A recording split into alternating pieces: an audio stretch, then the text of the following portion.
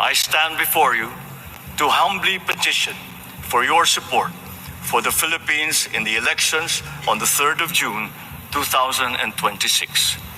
This, Excellencies, is why we are asking for your support and trust, and to allow the Philippines to take a seat as a non-permanent member of the United Nations Security Council for 2027 to 2028.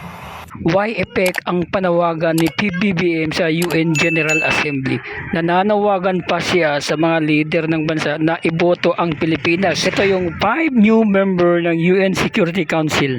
Zimbabwe, Austria, Portugal, Trinidad and Tobago at yung huli ay ang Kyrgyzstan can issue legally binding resolution that may include military action, economic sanction and deployment peacekeeping operation. African and Asia Pacific states, 1 seat.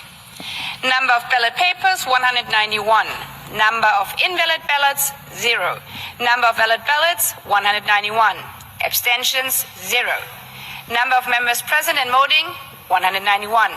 Required two-thirds majority, 128. Number of votes obtained, Kyrgyzstan, 142.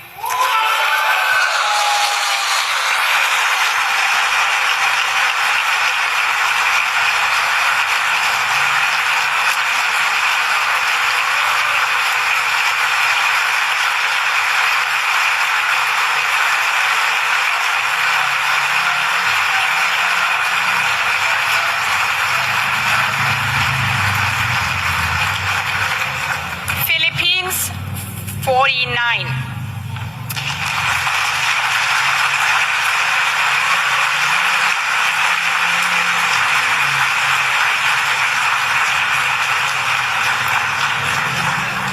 Having obtained the required two-thirds majority and the largest number of votes, Kyrgyzstan is elected as a member of the Security Council for a 2-year term beginning on January 1st, 2027.